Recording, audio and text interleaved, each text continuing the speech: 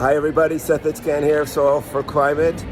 I'm with Nikita Zimov, the great Russian scientist who is spearheading with his father the Pleistocene Park project. And it's very exciting that there's a Pleistocene Park pavilion here at COP28. So now I'm going to just turn the camera around and do my interview with Nikita.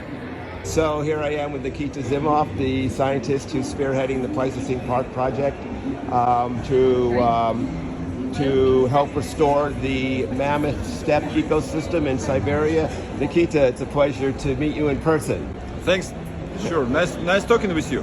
So tell me about the Pleistocene Park, just in general. What is Pleistocene Park and why is that being represented at a climate conference? So Pleistocene Park, it's a rewilding project, and it's happening in the high Siberian Arctic, and our goal is to restore high productive grazing ecosystems, and such ecosystems have been dominating in the Arctic back just in the late Pleistocene. It was the last time when they were there, so basically 10,000-15,000 years ago they vanished, and before that there was millions of big herbivores roaming the Arctic. And throughout Siberia, mammoths, bison, horses, reindeer, muskox, there were wolves, lions, and all other animals.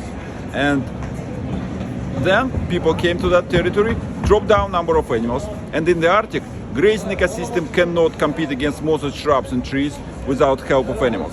And within few centuries, the productive ecosystems vanished. And now we want to reverse that.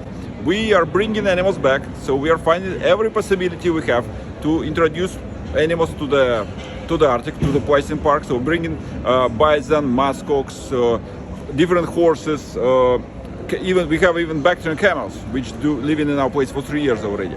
And we do that in order for animals to transform the landscape according to their needs. The more animals graze, the higher kind of competitive advantage grasses and herbs get against other plants. And slowly our pastures are developing.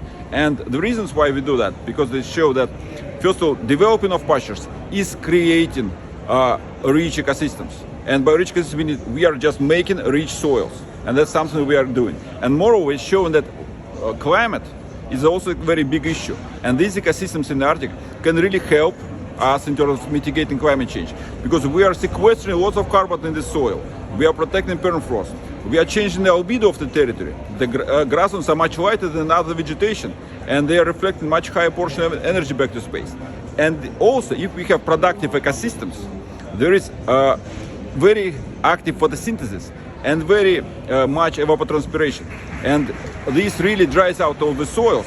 And instead of moist soils with lots of wetlands there and lakes in our region, we get territory where there is very soils are dry, so they're aerated, so there is much less methane emissions. And people are often kind of saying, okay, animals are producing methane. And we say, no, wetlands are the main methane source. And our animals helping to get rid of wetlands.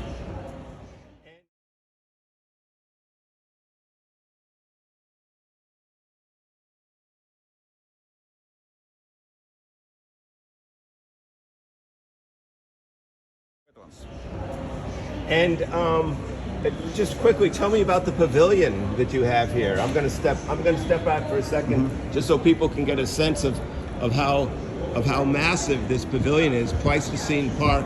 So tell me just quickly about that. That's wonderful pavilion was built by Andrei Melchenko Foundation. So starting this year, we start to get the big support from this foundation, which is helping us, to promote the ideas of the Pleistocene Park, what we do here at COP, and also, most importantly, they're allowing us to expand our experiment. So within the next 2 years, we are planning to extend our territory 10 times, and we are planning to build a fence over 200 square kilometers.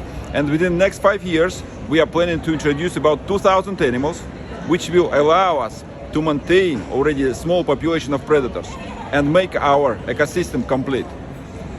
Excellent. Well, Nikita, thank you so much, and congratulations on this accomplishment. Sure, my pleasure.